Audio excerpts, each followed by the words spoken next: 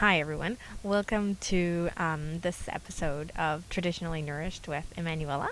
And today I have a special guest, Ethel from Remedies. Hello, hello. Thank you for coming. Thank you for having me. This is my first official interview, so hopefully I don't disappoint and I'm excited. Yeah. Awesome. So, what is Rooted Remedies all about? Rooted Remedies started with my daughter falling at the park, and I share this story many times, but it's she's 3 now, and so it's very intense still. So she develops a little lesion. She chips her right side, her right tooth, very, very minimally. And as soon as I notice the lesion, I take her to the dentist. And the dentist didn't even give her a cleaning, didn't even, just took a bunch of pictures and said, okay, don't let it turn into a cavity. And I was like, what does that even mean? What are the responsibilities? What did it imply? I had a good sense of oral hygiene overall. I knew obviously the age-old adage that people say brush your teeth and floss twice a day, but I Yeah. didn't know there was more to it than just that. And so over the course of the following year, I read voraciously as much as I could on the topic. And because I'm part of the Weston A. Price Foundation, I knew food had something to do with it. So I wasn't too lost, but I was Mm-hmm. still shocked. And in fact, now I say thank you so much to that dentist that all she said was just make sure that doesn't happen because it led me on a path of complete, 180. My life is 180 from that moment forward. So, Wow. Rooted Remedies is the synthesis of me doing all that research. It is Okay. so it's not just food, which is what originally I thought it was. I thought it was, okay, I'm just going to make sure she eats nutrient densely and then we'll be fine. And it turns out it is not just that. And that, in fact, everything points to food being kind of on the lower end of importance. And so for me, I was shocked because, like I said, I was part of the Weston A. Price Foundation. I've had my raw milk share for 10 years and I'm so grateful. And I think all of that has its place. But yeah, so now what's happened is what I've applied with her has worked. It hasn't turned into a cavity. Her teeth are they're healthy. You can tell they're kind of almost very curly and iridescent.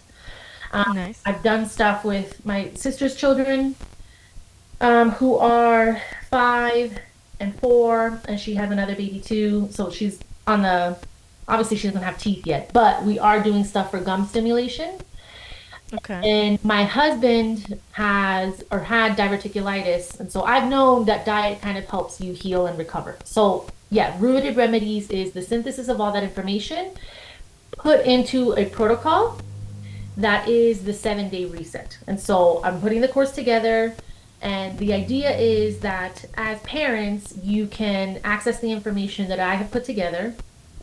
Mm-hmm. And it is as simple as connecting with nature and following the laws of nature, and then Yeah. you'll see results. You'll see results in your child's mouth, and then because oral health and general health are tightly linked, you'll see things you didn't expect to see. So improvements in behavior or reversal of skin conditions or just overall a radiance to them that you people don't realize that they're going to sign up for that, but that's what they get. Right, right. So I'm curious because I know you mentioned that you got into the Weston Price Association, and I was raised vegetarian. So I was vegetarian for 26 years, and I had lots of, problems. And so when I made the move over to eating animals, one of the things I did was I fact checked the book Diet for New America. I don't know if you've heard of it, but he mentions that the Inuits have one of the highest rates of heart disease and atherosclerosis and the shortest lifespans. And when I looked into that, that's what led me to Weston Price's research. Now, I wasn't really a part of Weston Price much, but I did read his book, Mhm. and I found that information to be really fascinating. And I also read the book Cure Tooth Decay. So I'm curious, since you're into that world, like, did you read those two books? I did. I read Q Tooth Decay by Ramila Nagel, Holistic. Dentistry by Nadine Artemis. So she's got great tips with essential oils and saline solution. That's part of all of that I put together. The interesting thing that I want to mention about the Weston Price book, Nutrition and Physical Generation, is that those indigenous people that are in the photos are in bright light. Bright light. And you look at all the pictures, they're in immaculate sun, their palette is super wide and they're smiling and they're happy. And that's kind of where, for me, the picture becomes panoramic. So I just want to segue to that because food is a huge thing. And I feel that people get very, how do I say it? People get very caught up in the vegan, vegetarian, and, save the planet, save this. And in fact, what we need to do is take care of our kids and take care of ourselves and what yields for you the best health. And so from that, there's a perspective in, I'm not sure if you're familiar with Rudolf Steiner and anthroposophy.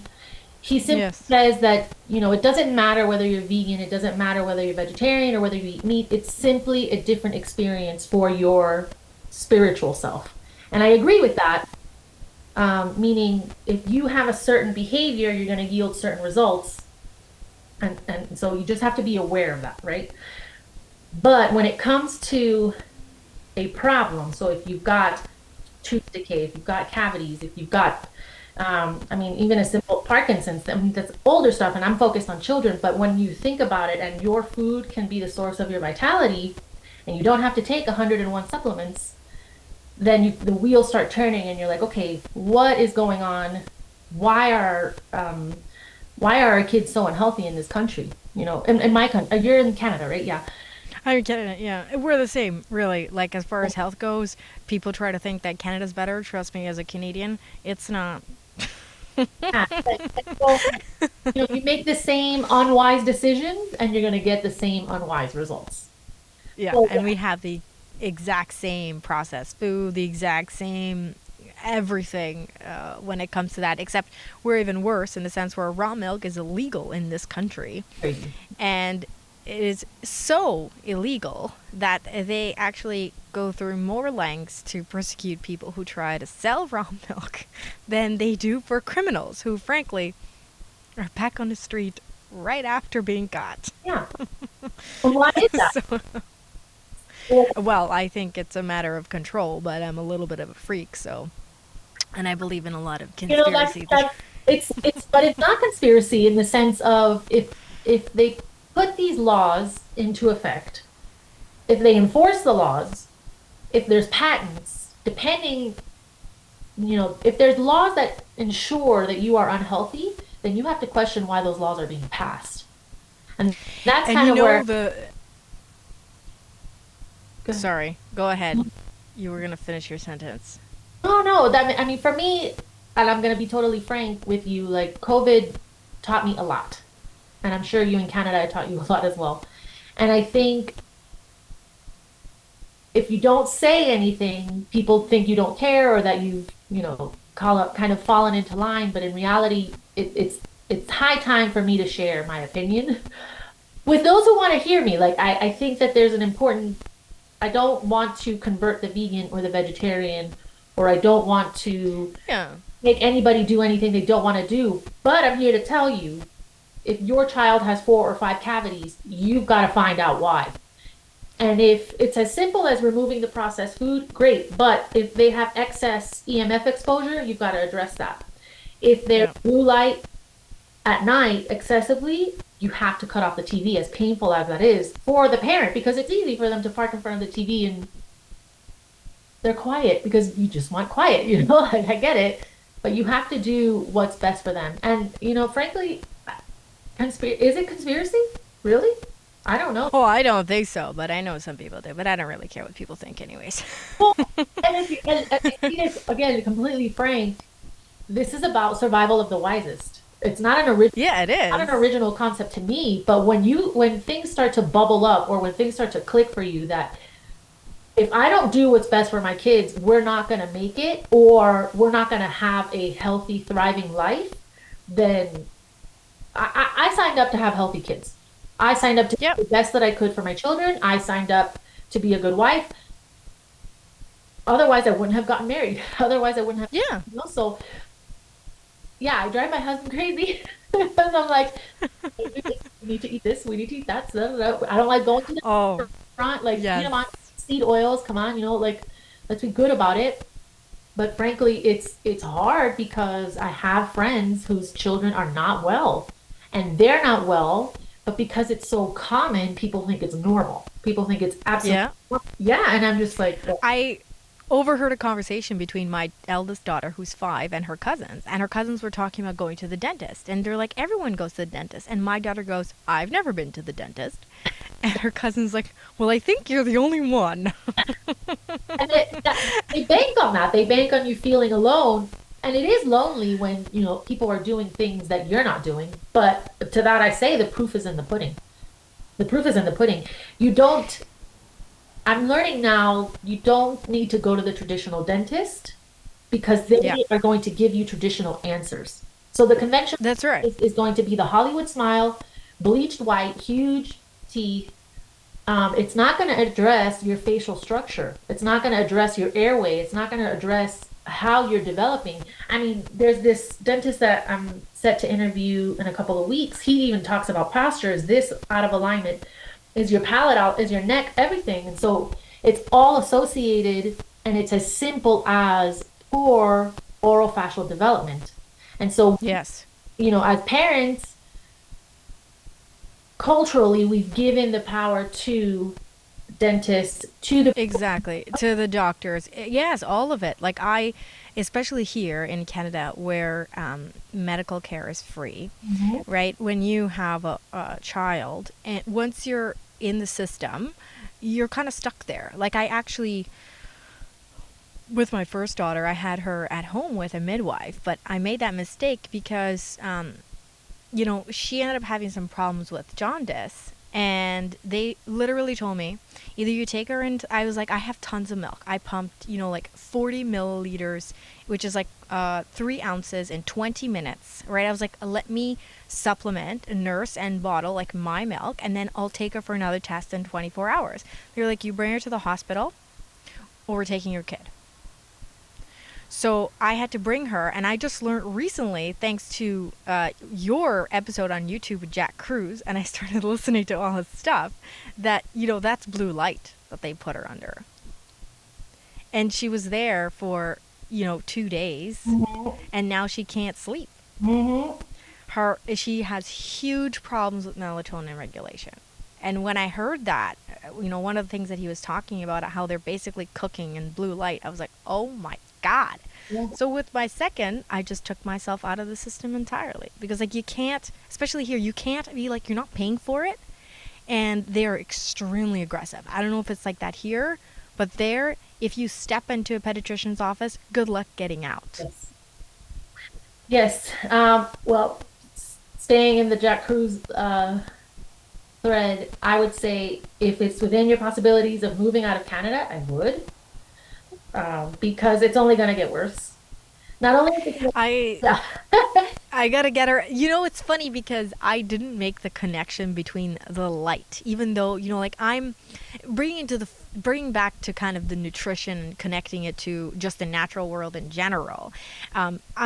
I come from an interesting perspective when I'm listening to all of this about how, diet's not that important, but light is super important stuff because I was raised without a television for 21 years. I had no cell phone, no television, and zero electronics. I got my first flip phone at 21 and spent zero time on the internet or on the television until I was much older. And I spent a huge amount of time outside. Mhm. But I still had other problems. That may have been the reason why I survived as a vegan for so long. But there were still tons of problems that were directly related to my food intake. Right? So I definitely think those two are combined. If we're going to be in the natural world, we have to be in the natural world both with food and with the sun. Like, 100%. Because I don't think it probably helped, if I was a vegan inside and had access to all that blue light, I'm sure it would have been a million times worse. Right. But at the same time, it wasn't enough.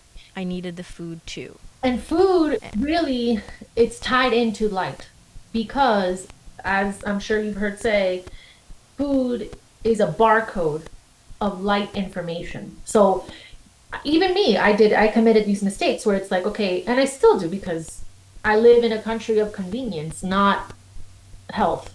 So when you're in Canada, or when you're in Minnesota or, whatever, and you're eating your organic vegetables from Southern California, that light information has nothing to do with your environment.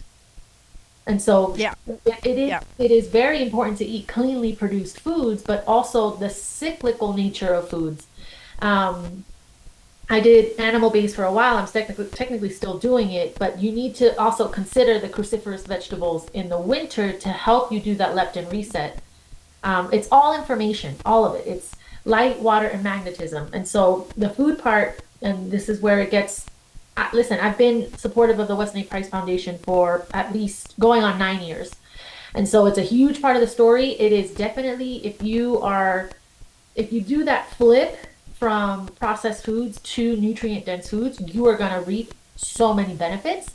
And in fact, I even in the part of the course, I bring it up like that could be your that catalyst event for you where you give your kids incessant oats, incessant granola bars, dried fruit, apple juice, and then you wonder why your kid's not hungry for dinner and why they've got so many cavities and so much decay at such Yeah. a young age. And so what's happening, I think people more or less our age, it's kind of a flip-flop, or crapshoot. Like your parents were either kind of healthy or they were not kind of healthy. And then in us, it's 50-50. Like people I meet my age are either doing really well or they're not doing well at my age in my 30s.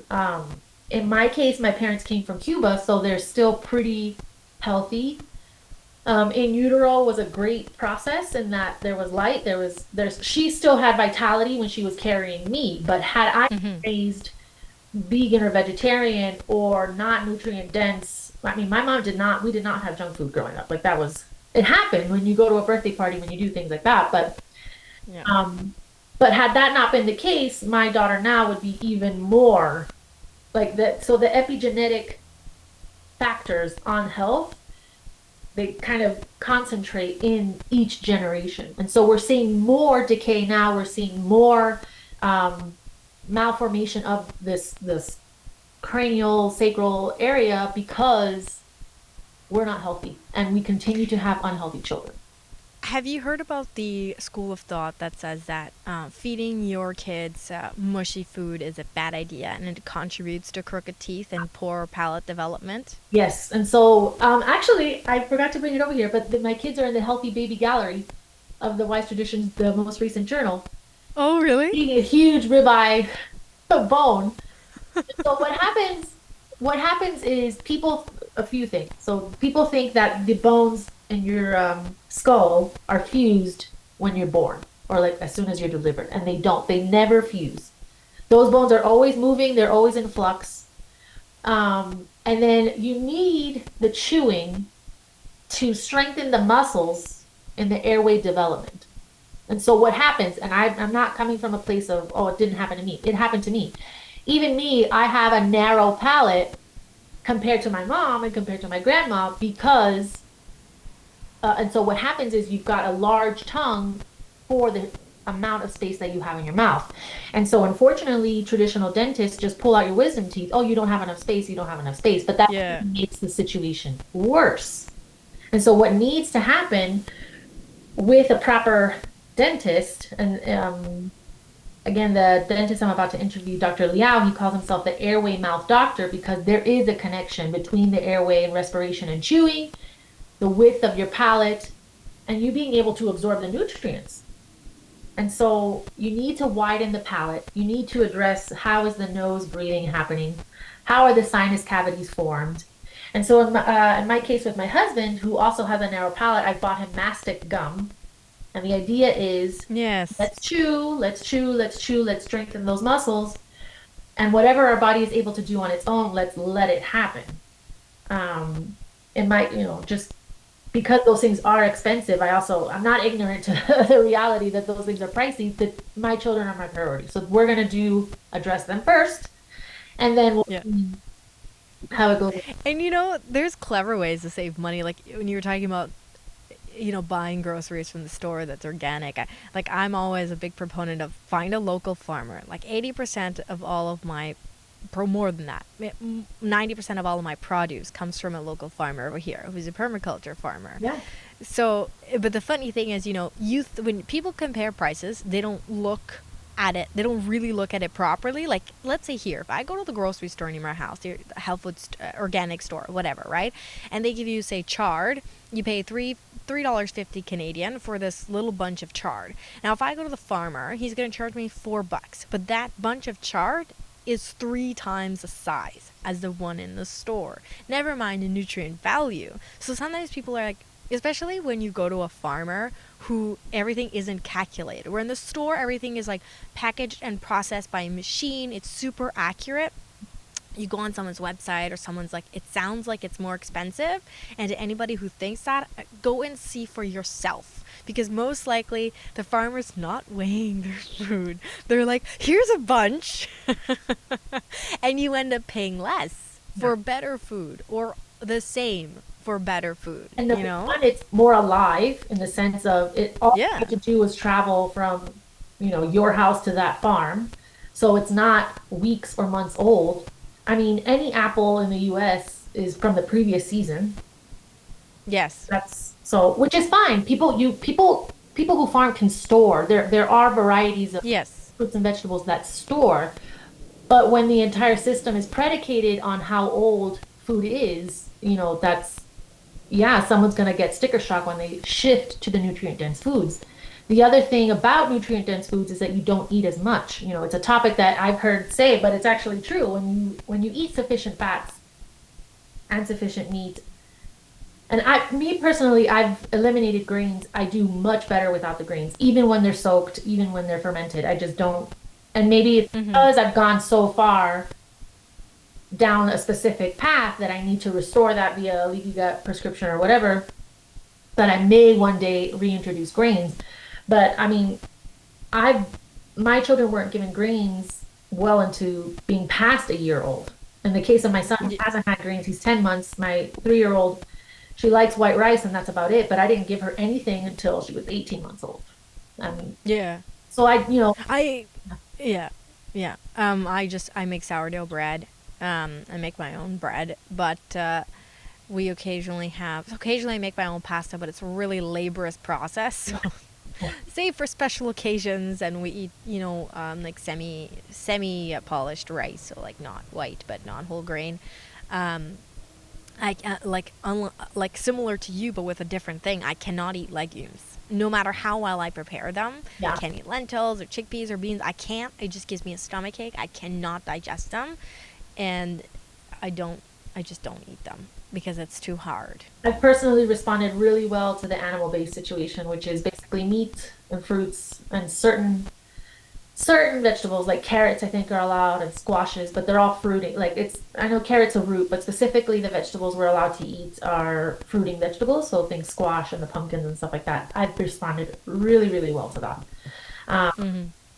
and then with my kids, I try to stay calm, first of all, and stable and say, okay, you're allowed to have this. And I part of the course that I'm putting together, I do say it, don't try to give your kids something that it's even difficult for you to eat and expect them to be super excited about it. You got to create a culture around it as a family. Number one. Yes. Two, give it to them in a moment where they're doing well. If they're tired, they've skipped a nap or whatever, don't expect them to want to eat sardines. It's just for me, Yeah. it's common sense, but for a lot of parents who are lost, it's not common sense. Yeah. Um, I'm nowhere near done, but I'm writing a book about, making all of these extremely nutrient dense foods in a way that you can't taste them. Because I was raised vegetarian, yeah. I never ate meat until I was 26. I think I was, I was 26. So like liver, I know people are like, liver and onions is great. No, it's gross. I gotta, like, brain, like, forget it. I gotta figure out how to make these things, and that's what I'm creating. A lot of them I have, like my eldest, I wasn't, I kind of got into this, eating this way a little bit late with her, and I didn't have a source of raw milk or anything like that. So she doesn't eat properly as far as fats, and she won't eat seafood anymore. So I hide it. Yeah. I make burgers and I tell her they're chicken burgers, but it's all shrimp. And she has no idea. And she loves them. You have to do it. You have to do it. And in my case with my kids, I fold it in the ancestral health, or the other one is heart and soil. I'll just open a cap, Yeah. fried stuff, and fold it in. And that's how they get their stuff. My son loves cod liver oil, loves it. It's kind of weird, but he absolutely enjoys it. Yes. He's like, That's the one thing I did right. Both of my kids, I introduced it when they were like 8 months, and they both love the chocolate flavor. yeah. I don't know how, because I have tried it. And trust me, if you're an adult, don't do it. I would say your eldest is 5.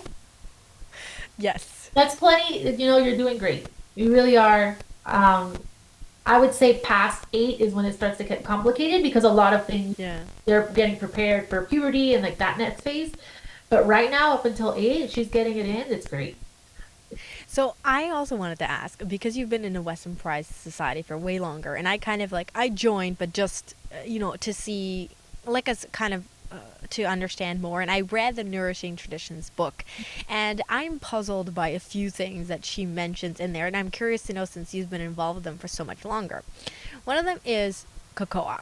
I understand why you want to avoid chocolate, Yes. but cocoa, like fermented cocoa, has been used by isolated native peoples who have been, have had a lot of vitality for a very long time. Not only that, but so have stimulants. Right. Like, okay, in the US and Canada, we drink these huge cups of coffee. Anywhere else in the world, it's like this much, Right. right? Nobody's saying that's a good thing. Definitely don't drink a big cup of coffee, and don't go to Tim Hortons or McDonald's or Starbucks or wherever you go, because that's probably crap. Right.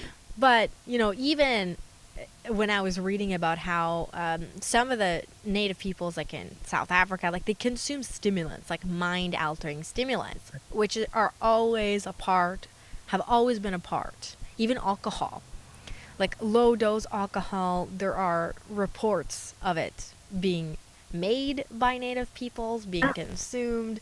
So that part always puzzled me. Why so anti stimulants and mind altering substances?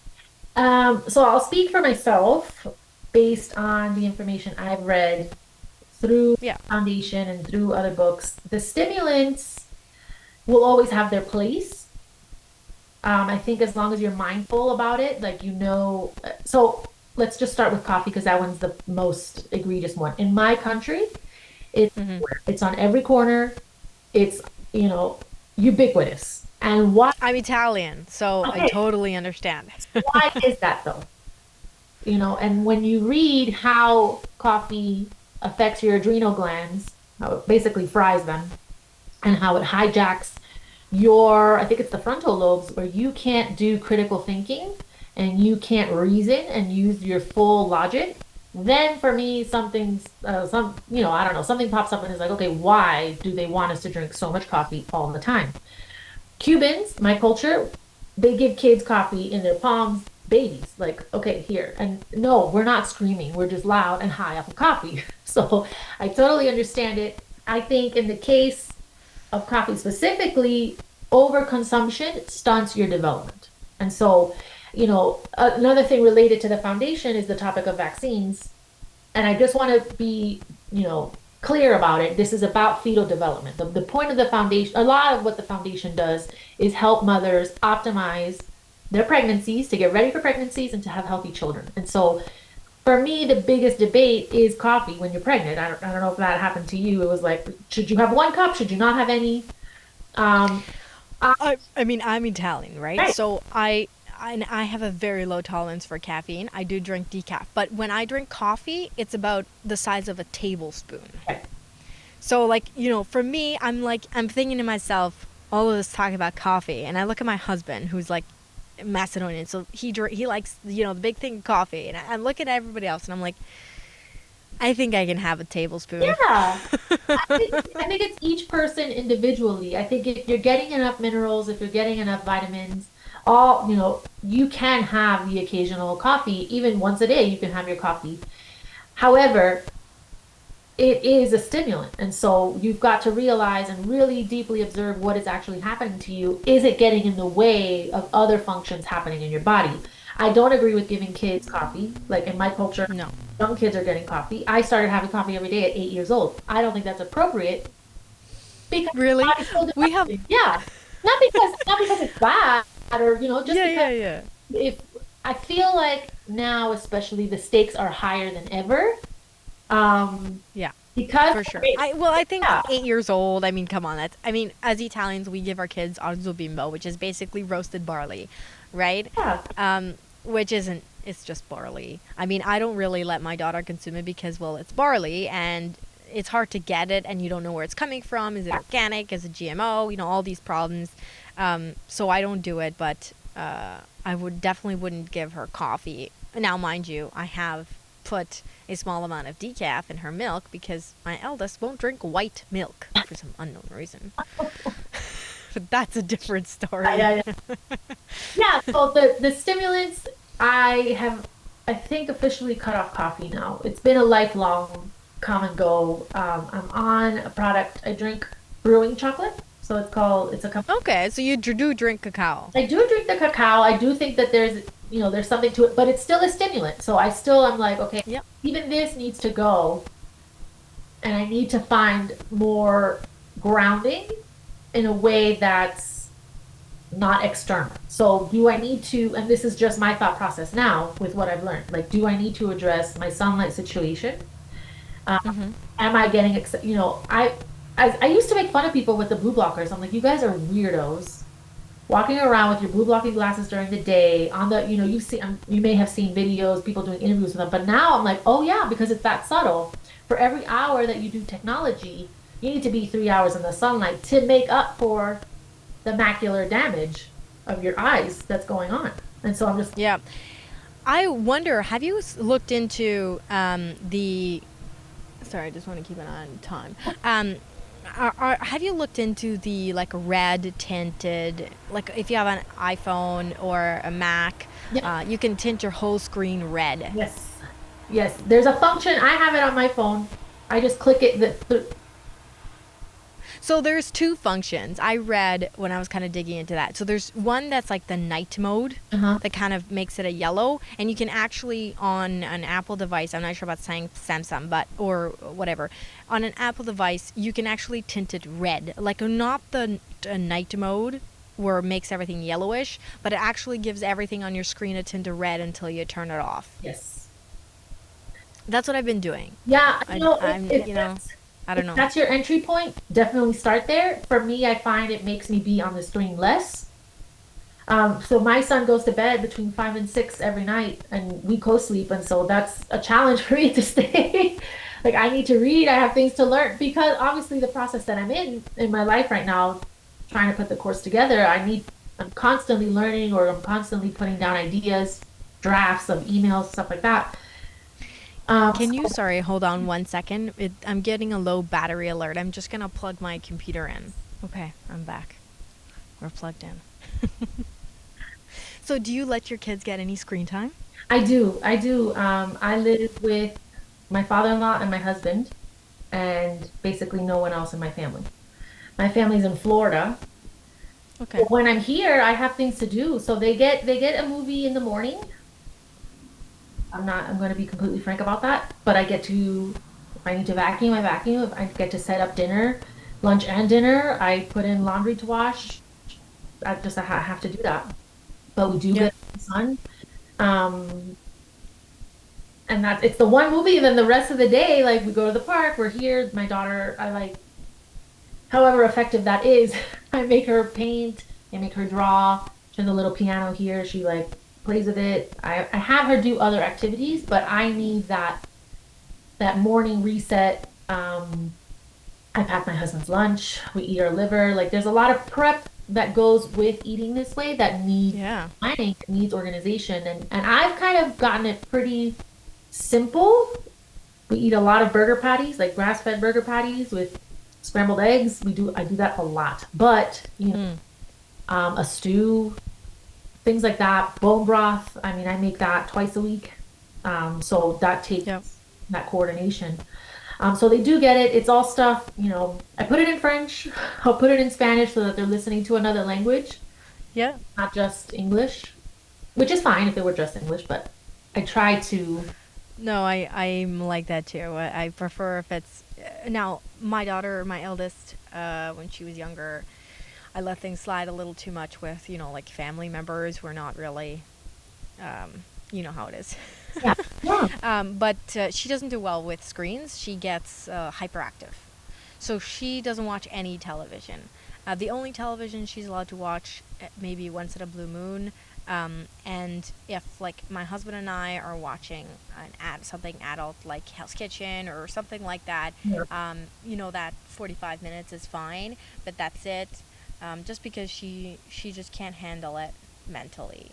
It's a, The new stuff, it's a lot for them. it's too I much. even noticed it in the animation. I'm like, when I was a kid, it was much simpler. The drawings and the strobe effects that they get now in there. Yeah, That's really that's why she only watches the old. She's into Batman, so she only watches the old ones from the '90s. I don't let her watch any of the new stuff. I can't watch it. If I look at it, like I feel nauseous. I can't watch it. It's too much. we aren't the parents at restaurants with the kids on the screens. We don't do that. I've seen people on walks walking the Yeah. dog with the kid in the stroller with the screen in front of them, and it's heartbreaking. And at the same time, I have to be able to have that moment of compassion and say, okay, that parent thinks that they need that in that moment to keep the child quiet. What are the behavioral issues going on? And could the screen be exacerbating that? Absolutely. Absolutely. Yeah, and it's just a complete disconnection. Like, I nursed until my eldest was 2.5, and I still nurse my younger. She's only 18 months, and people here they think it's weird. Like, I've been in the middle of Costco when my eldest daughter was like 2 years old, and she would get cranky. So I would just give her the boob, walking around the aisles. Yeah. You can bet people looked at me like I was a nutcase.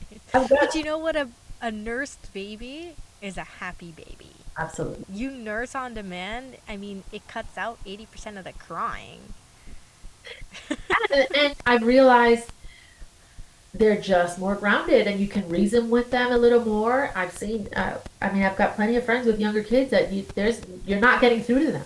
There's nothing that you could say that will get them to sit down. They can't sit to eat a meal. They can't even relax. And I can't have conversation with my friends because the kids are like tornadoes everywhere. And that's fine. That's normal with kids. It's normal for them to have energy. But at all times of the day, that's overwhelming. And you've got to, part of what I teach is you've got to realize what is causing that. And if it's just, for example, they're fully unvaccinated and they're just have extra energy, then that's fine. You deal with that. But if they've got sugar all day, they've got blue light all day, they've got EMF exposure, their body is crying out and it's trying to tell you something. Plus, weaving in what I do, they've got cavities, they've got malocclusion, they've got poor formation, they've got a narrow face. You've got yourself a nice bed of problems that you need to fix. Yeah. Yeah, yeah, for sure. Um, yeah, I really like to, throw the kids outside, especially because I spent so much time outside when I was younger. And, like I'm lucky I have so much help. That's one of the reasons why my kids don't watch TV because I have a family around me. Like my mother-in-law watches my youngest full time. My eldest is in school, unfortunately, where she's getting way too much TV exposure. But we won't talk about that for now. We should because it's, I want to take advantage and I want to say because Sure. in talking to you, I was like, okay, I obviously don't know you, but I'm going to pretend like you're my best friend in the whole world, and I'm going to take advantage and just let everything out and see what the ripple effect of that is, right? Because I don't know where my next interview will be. I don't, you know what I mean? Like the totality of it. And so the public school thing was another huge red pill for me. They are banking, It's they are banking on you taking your kid to public school. They are banking that you are giving them, relinquishing your authority over your child and your influence. And so, if you've got the ability, if you've got the help, you know what decisions you need. This is your sign. You know what you need. it's So it's tough because like it's a plan I'm working towards, but I work full time as a mortgage broker, and my daughter's in Catholic school. Like here in Canada, we have two public school systems: the public and the Catholic. They're both free. She's in Catholic school because there's slightly less, Yeah. TV that's being allowed in the classroom. There's other mentalities that are a little more cuckoo brain that they don't push because of the Catholic component, and she does get exposure to God and prayer, which is nice. But it's nowhere near ideal. She spends way too much time sitting, way too much time outdoors. My dream is to create a homeschool group in the area where we have the problem I'm having is everyone I meet is a stay-at-home mom. I'm like, I gotta work. If I'm not, because I'm commission based, if I'm not working, I'm not getting paid, right? Like it's not like a regular job where say you can get away with running here and there a little bit. Like when I have to actively work, I have to actively work, and I can't leave my computer. I can't leave my phone. Um, I would love to find other families in the area where they're in a similar situation. If we all split 2 hours every day, we take four kids, there's five of us or four of us. Each day of the week, we take shifts. I could do that, Absolutely. you know? There's a concept called That's unschooling. I'm not sure if you've heard of it. yes. It doesn't have to be linear. It doesn't have to be Monday through Friday, you know, nine. Well, I was homeschooled until grade 9, and my sister and so I was homeschooled from grade 3 to the end of grade 8, right until high school. And my sister was older than me, so she was in grade 4 or 5, I think, when my mom started homeschooling us. But we had books, and our mom would give us a number of pages that we had to learn. We would wake up early in the morning. My sister and I would finish our entire schoolwork in 2 to 3 hours, and we spent the rest of the day together at the park Perfect. every day, right? I want to do that, but my eldest is too young. Like my mom did it when she was older. Like I need to find a way. I need to find a community. I'm working on it, but I'm not there yet. You'll find it. I'm sure you'll. Yes. Yeah. And it's Yeah. so the Weston A. Price Foundation, the food thing was huge. The public school education was another like, ugh, oh my God. And then It's so bad. and then this So the bad. last thing is the EMF situation because what if I told you that those cuckoo things that are happening in school are blue light induced? You think it's both? I feel like it's both. Like when I hear about there was a podcast that I listened to with I think it was Tetragram with Such a- like Jack Cruz and Robert F. Kennedy. Oh, the Canadian one. Okay. Yeah, I don't know if you heard it, but they were talking about um uh shit, I just lost my train of thought. What were we talking about? EMF. Oh, the blue right. They were talking about how they experiment with atrazine when they put the 27 frogs and however many of them turned sterile, and I think five of them went from male to female and developed fertile eggs. Part of me is like, if we have male fish turning into female fish in our lakes and oceans, how much of a role is that playing? Maybe something. Well, I invite you to, when you see one of them, really observe them. Do they look radiantly healthy? And that's for me in the US, it's kind of the same. And I don't, I'm going potentially to be controversial, but I'm going to be honest. They all have a very weird colored hair, right? Not well done. No one goes Yeah. to the salon and gets their hair done. Okay, fine. That's a point of interest, I guess, or aesthetic, but they also don't look well. They're pale. They tend to be overweight or like a just weirdly body shaped, like they're storing their fat in weird places. And their eyes are gone. I'm sorry, but their eyes are gone. So it's either a thyroid condition because when you have thyroid problems, your eyes tend to bulge. Hmm. And so it's the excessive blue light at night. And what is that causing, right? It's the dopamine depletion. So when you have the low dopamine, your body starts to kick. So what I equate it to is the conductor of a symphony, right? So when you're getting Mm-hmm. excess blue light at night, paired with not getting enough sunlight during the day, the conductor is blindfolded and looking another way and telling another group of people what to do. And this is related to your hormones, right? So when your Yeah. hormones are out of whack, everything is out of whack. Your messaging system, because when you're looking at the blue light at night, it's like, okay, your body, your skin, your nails, all of those are receptors of the light to tell you it's noon. So it's high noon. We need to create cortisol because we need to go, like our ancestors did, forage for food during the day. Yeah.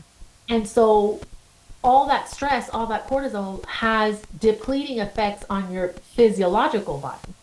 So if you've got excess cortisol in your mouth specifically, this is just for me to, me staying on my topic, like you Yeah. leach minerals from your teeth and you'll get the cavities along the gum line when there's excessive stress. Mm. Excessive stress at the cavity, at the gum line, that's usually cortisol induced. Then you've got the cortisol going out of whack, basically acidifying your body, right? And then you've got the inappropriate or inadequate production of the melatonin at night because you're not getting the dark at night. So you're not getting that deep, restful sleep that's restorative, that will fix all of the issues that are going on. And to add to that, when it comes to cortisol, I'm not sure if you heard or read, but there was a scientist who was studying the effects of birth control on the brain in women, and she found that well, it wasn't just her find, but she kind of put the dots together that when you on birth control, it prevents your body from using cortisol. So you'll produce it, it doesn't do anything. It's supposed to help you deal with stress, right? Like in a normal balanced body, but it's unable to do its job. It's one of I feel like that is a huge undiscussed side effect. I mean, never mind the long mountain of Yeah. side effects that those hormones have anyways, but all of the people who are on that, which is a huge percent of the population, all of that goes into our water, it's Water is unthinkable. another huge piece of what I teach. So in the course, I teach you connect with the four elements. So water, air, Mhm. earth, and fire. And water, I mean, simply are you drinking municipal water? It's as simple as that. If you're not, if, at the very least, you're not filtering it, you've got unknown factors that could be influencing in your body, whether you're realizing it or not. And so you've got to look at your children and you've got to really assess, like, sure, apple juice is problematic. Yes. Soda is a problem. Yeah. For me, I find that to be common knowledge. Like any adult that's Yes. doing sodas, like, okay, fine. I'm not gonna You know you're that, doing. that Yeah. you're You know what not you're looking, doing. yeah. You know what they're doing. You know what you're doing. You're not probably not watching this video anyways, so fine. But yeah, I've made the switch to raw living spring water Yes. from the Me too. source. And let me tell you, there is a night and day difference in everything that you do when you address the water situation. I've got the chlorine filter in the bathroom. I can't do the whole house, not yet. I don't own my house. Yep. Yep. Once you start, I've even gotten a vortexer, and that What's a vortexer? so there's two that I know of. It's called the Mayo Swirl, but that uses electromagnetic frequency to generate the vortex. And then I can't think of the name of the other one. I can send it to you, but it's basically like gravity fed. And so what you want to do is energize the water. So you want to take the water and you want to move it, and then that also helps structure the molecules in the water when you go to drink it. There's So is that for your or like raw spring water, or are you so the raw talking more spring for water like filtered water? or filtered water. So the raw Right. spring water, depending on the quality of the springs, because if you live close to a nuclear plant, you've got to make those assessments as well. But generally, the raw living spring water is energized and it is Yeah. structured.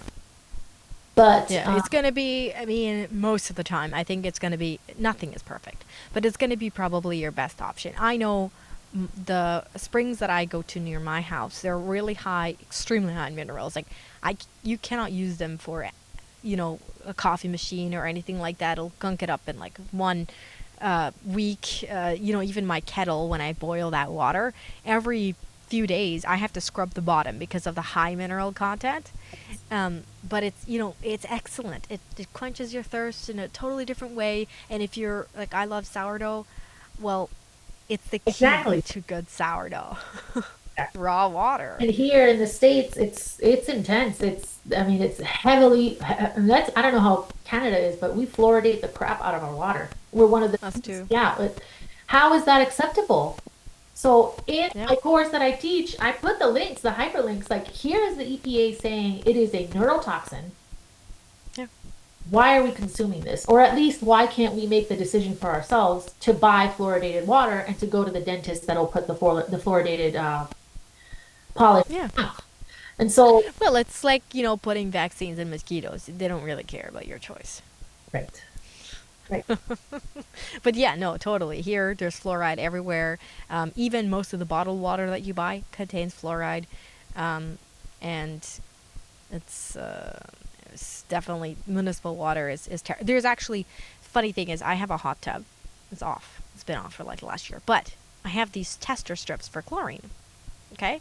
My tap water has more chlorine than my hot tub.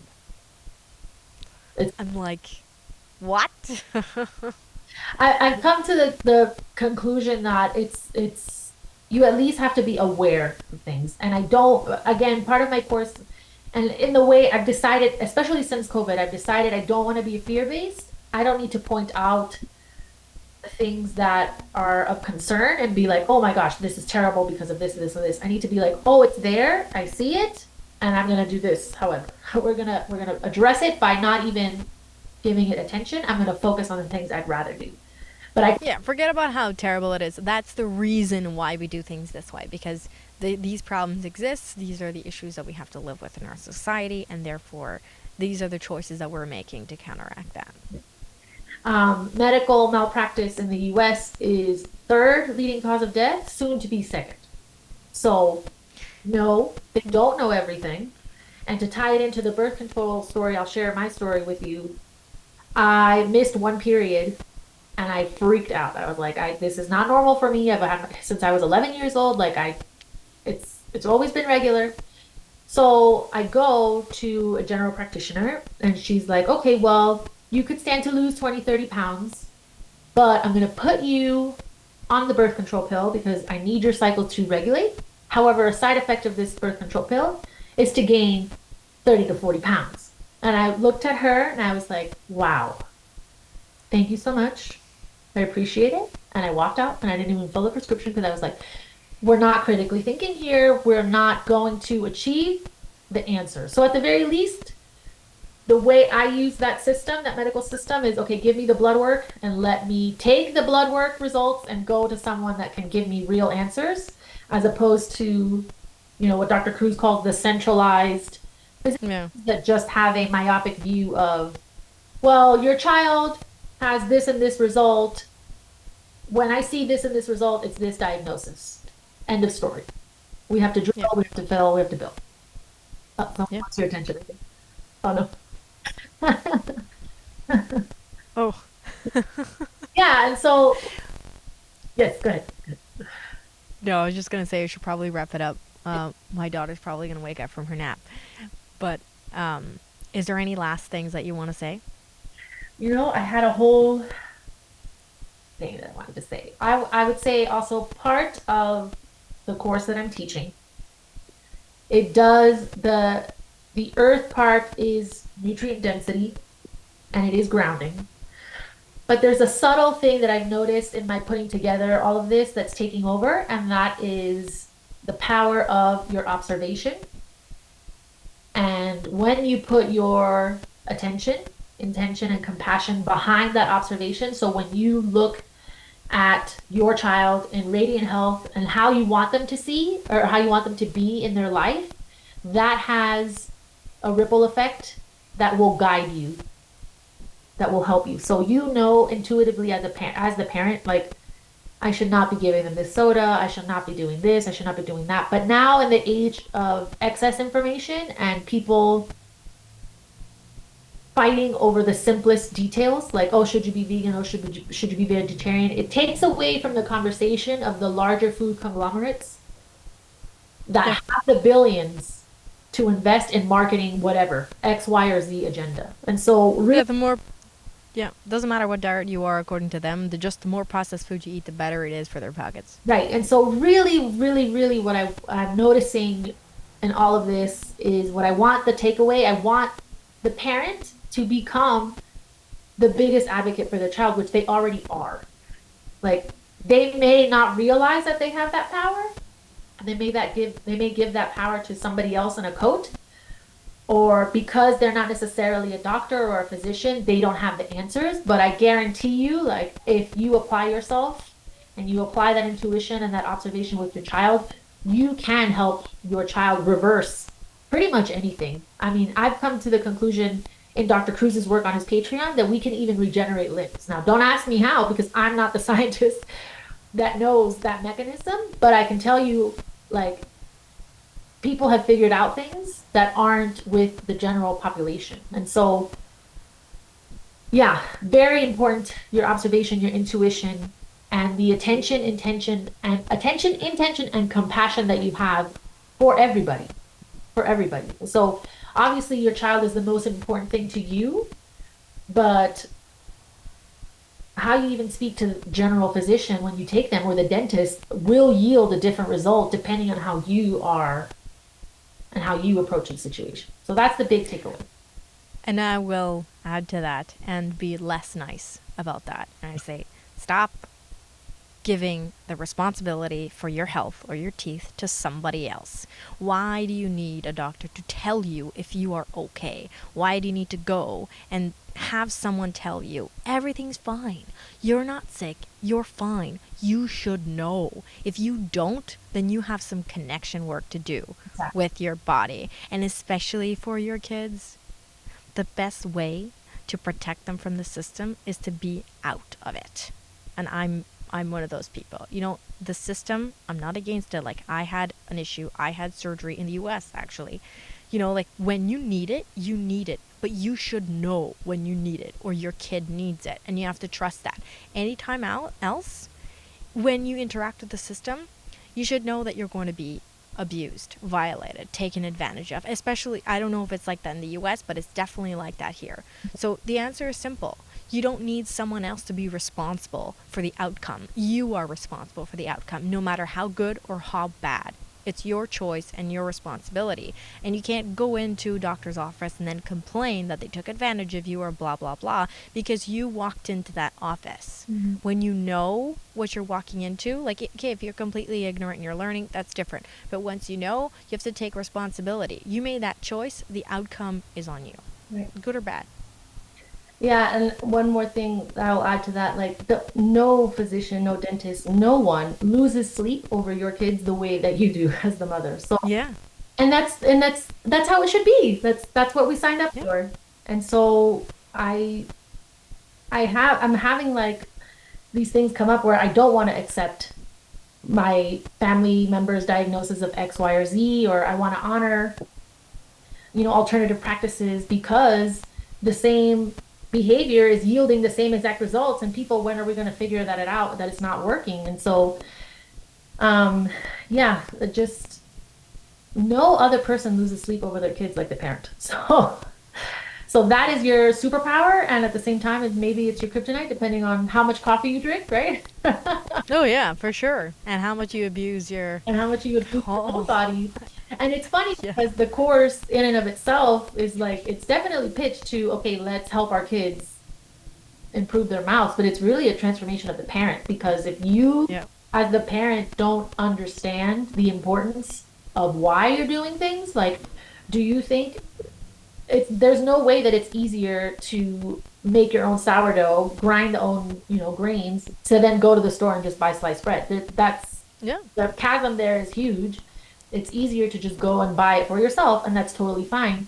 But you, as the parent, make that conscious decision. Okay, I'm going to buy the more expensive thing. In my case, in the US, that's how things are achieved. Like it just costs more. Or you're gonna soak it, you're gonna sprout it, you're gonna make the broth twice a week or whatever. Like it's up to you. And so that's the main thing of the course. It's the transformation of the parent. You understand the importance, but because you're working in conjunction with the laws of nature, you will see results. And so that's kind Yep. of the amazing piece. And that's always been the case. I discovered tap water, like, or not tap water, room temperature water. Like I Yeah. discovered, I discovered nothing. I just simply took my vision and was like, okay, this works just like this. All right, let's condense it and let's package it and let's make it pretty. Yeah, that's right. Well, thank you so much. It was wonderful talking to you. And thank you, everyone, for listening. And we look forward to seeing you next time. Oh, and I will put your link to your YouTube and all of that in the notes for the podcast. Beautiful, beautiful. Have a good one, everyone. Bye.